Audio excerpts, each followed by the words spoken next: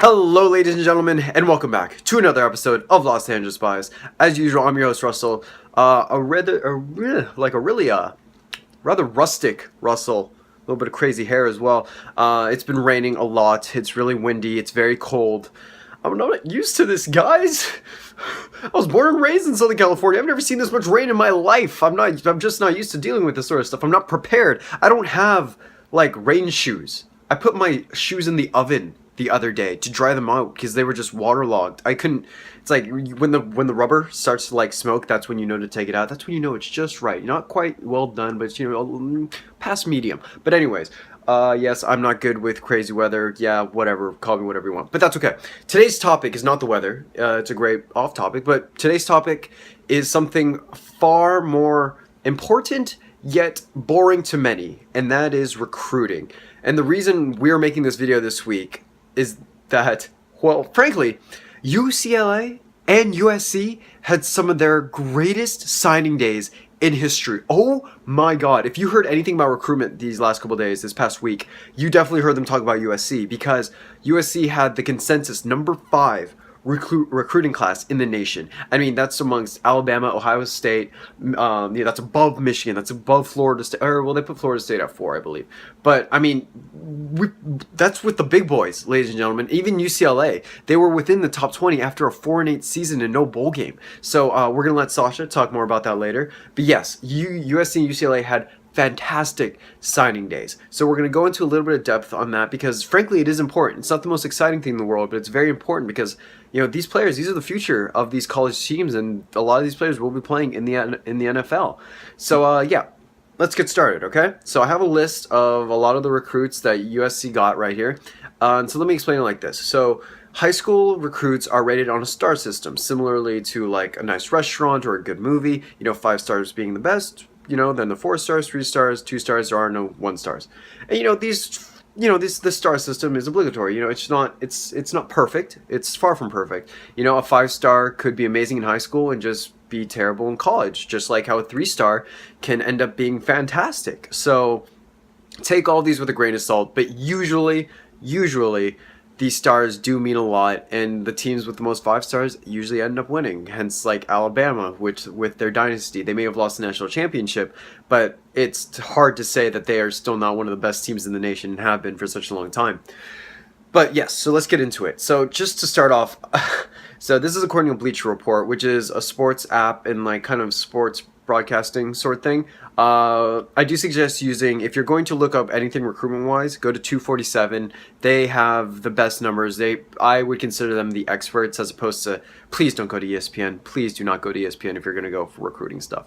But so according to Bleacher Report, right, that's where the list I'm using, we have the number 3 running back, who was a 5-star running back. We had the number 5 offensive tackle, which is huge for us since we're losing practically our entire offensive line. And when I say number 3 and number 5, that's in the nation.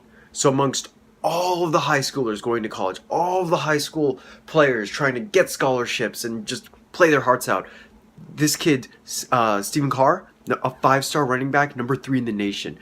Austin Jackson, number 5 offensive tackle in the nation. Jay Tufulele, number 3 defensive tackle, which is huge for us. That was one of our biggest worries, was that we were not going to be able to reassure the defensive line after we lose, all those players on our defense. The number 3 safety and Bubba Bolden, that was nice from the All-American game. And then the number 2 wide receiver, who was also a 5-star, Joseph Lewis, I believe he's from Hawkins High School, was like a couple blocks down the street that way.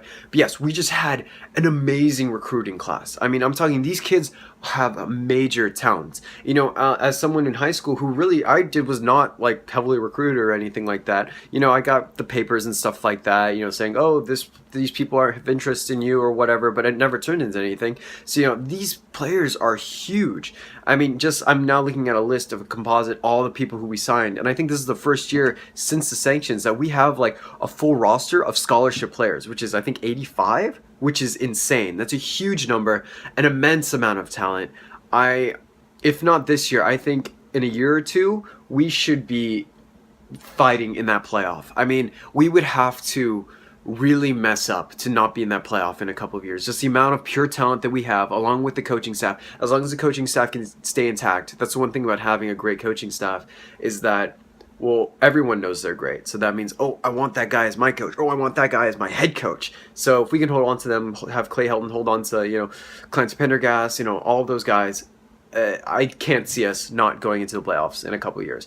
But yes, so some other huge pickups. There was Josh Fallow, who's a tight end. He actually, I really liked his commitment video. He did the haka, which at my high school we actually used to do the haka before the games, and he did like the same iteration. So it was really cool to see that haka as his commitment ceremony. I thought that was really cool. We got a new quarterback after Sam Darnold leads, ironically from the same exact high school as Sam Darnold, Sam Clemente. And this is a kid. His name is Jack Sears. He's a 4-star. And he's a very promising prospect. He actually committed to Duke and then decommitted and committed to USC, which is fantastic. But he just looks like he's an athlete. It's going to be very exciting to see him come in and take Sam Darnold's place. Many people are saying, most people are saying that Sam Darnold will leave after this next year because there are just so many NFL teams that are just clamoring for a guy like him. But yes, our recruiting class is fantastic. I can go into some depth with some of these players. I'm talking the fact that we got so many offensive linemen and defensive linemen. I cannot stress enough how important that is for the USC Trojans, because those were the holes on our team. We really didn't need some. It's always nice to have these great skill players. It's nice to have Bubba Bolden coming in as that safety and taking that. I believe it's a strong safety spot, so that'll be huge. I know he's a hard hitter too. And then it's always nice to have that 5-star receiver, that 5-star running back. But USC has always had that amount of skill at those positions. But now to actually have this offensive line being reassured, now to have this defensive line really being fortified, that's fantastic. That's what a Rose Bowl does to you, right? Here, I'm gonna pan this up. Don't worry about it. See that scarf? You see that scarf right there? That is a Rose Bowl scarf. That scarf got us all those recruits. That's right. I'm claiming it right now. And just because it's been a long time since I've done something like this, I'm gonna definitely say signing day was a victory. So we're just gonna go ahead and do this as I hit the door too, but that's okay. Slap the victory poster because I'm definitely considering National Signing Day a victory for the UC Trojans. I believe in total we got 6 5-star recruits, including 2 on National Signing Day, that's just insane. That's fantastic. It's going to be quite the next couple of years. Next year will be my last year at USC, but it's very exciting to have been able to go to a Rose Bowl this past year and just know that the future is bright for the USC Trojans. With this amount of talent coming in. But yes, so I think I'm going to go ahead and throw it over to Sasha now. He will talk about UCLA's, sorry, I'm slipping up a little bit, UCLA's recruiting class, which was also fantastic within the top 20 inside the nation. And I think that, I don't know if you saw that, but my light just went out. There goes my lighting. Everything was going so well. Things were going too well, I suppose. But yes, I'm just going to go ahead and throw it to Sasha. Try to fix my light. Not sure why that happened. But yes, go ahead, Sasha. Take it away. National Signing Day has come and gone, and UCLA's day was not too great. It was kind of a dud, but that was to be expected. We weren't expecting too many commits. We got one on the day, early in the morning, around 5:30, and after that we were closed for business. It did kind of suck to see how many recruits USC pulled on the day, but that happens every year. No matter their record, no matter how they did, they'll pull those recruits. But it was just kind of sad to see, compared to what we brought in on National Signing Day specifically, to see them have such a great day. When in years past, we also had pretty decent signing days as well, so you can mask those past years with, we pulled in a couple good recruits on signing day, so we're kind of keeping up with USC. But this year is a bit different. Pulled one guy compared to what I think they pulled 6. Most of them being 5-stars, maybe 3 of them, half of them. So yeah, but our heavy pulling wasn't on signing day. Our heavy pulling was prior to that. Pulling in Darnay Holmes and pulling in Jalen Phillips, both number 1 at their positions, both early enrollees, both are on campus right now. So that was big, and we didn't have a big signing day, but pretty big recruiting class, especially given the year we had, especially on defense. Offense wasn't that great. We didn't pull any skill position players. receiver and running backs. None of them were signed, so it's a bit worrying. But we pulled so many in years prior that it wasn't really a necessity. But you always want to see at least one.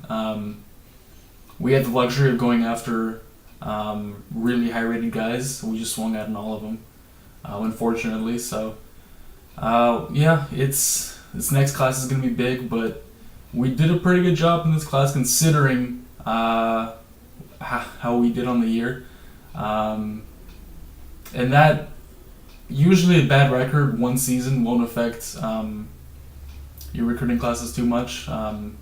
Just look at USC when they were on the sanctions and when they were doing poorly, they still pulled in really good classes because people still believe that they were going to be back. And now that they proved that they're kind of back, it's only going to get worse. Or for us, it's going to get worse for us, and it's going to get better for them because they're really back, and recruits aren't just signing with them with the intention of making them great again. They're signing with the intention of staying great. So. And for UCLA, it could only get worse with another year like we had this year. Recruits are really going to start dropping off if we have another 4-8, 5-7, 6-6 season. So it is not going to be good if we do pull this off again. Because I don't think the coaching staff is going to be able to pull out a top 20 or top 15 class the way they did this year. And on top of that, I don't think the coaching staff is going to be here if they have another season like they did this season. So. It would be a real big snowball effect, a bad one if we had another year like last, but for now we can take solace in the fact that we had a terrible season and we still pulled off a really good class, defensive wise. Offensively it wasn't that great. We needed a lot of offensive linemen. We got a lot of them, but they weren't very highly rated. The highest rated one was the one we pulled on signing day, Stefan Zabi. So looking forward to seeing him probably down the line more. For now, he's not going to get any playing time, but that's usually what happens with linemen. You pull as many as you can because they're really hard to kind of gauge in high school how their bodies are going to fill out and stuff like that. So we'll see. Pulling a lot sometimes is better than pulling 2 or 3 highly ranked ones. Sometimes because you never know how they're going to pan out. That's how it is usually with linemen and quarterbacks. You try to get as many as you can so you can hit on at least a couple. So you sign 6 in one class, you hope you get 2 or 3 starters out of that. And even if you don't, if you get 1 starter, I think it's a win, especially considering the rankings of those linemen that we pulled. So wasn't very eventful on signing day. That's fine. We pulled our gems in the early enrolling period, so really happy about the class, considering everything that happened this year. So, yeah, thanks for watching, guys, and I'll send it back to Russell. It's like I can get it on, but not all the lights are lighting up. I don't know. There we go. Okay, that's better. I think it's better. I'm not really sure how that looked. But thank you, Sasha, very much for your input on UCLA signing day. And yeah, I think it's definitely a victory for both teams. I mean, it's going to be great. You know, this past year, the game between UCLA and USC was not that entertaining. Well, actually, it was very entertaining. I'm not going to lie. Until, you know, the 3rd and 4th quarter. But I think with these signing classes, you know, the next couple of years, they're going to be fun. And, you know, that's the thing on a rivalry. You really don't want to see one side just dominate, you know, all the time. You want to see good games. I mean, I don't want to see USC lose, but I want to see good games between UCLA and USC. But yes, thank you guys so much for checking out this episode of LA Bias. I'm sorry that we're not really putting out videos nearly as much as we used to. Just frankly, it's slow now, you know? There's no more... I mean, the Super Bowl is over.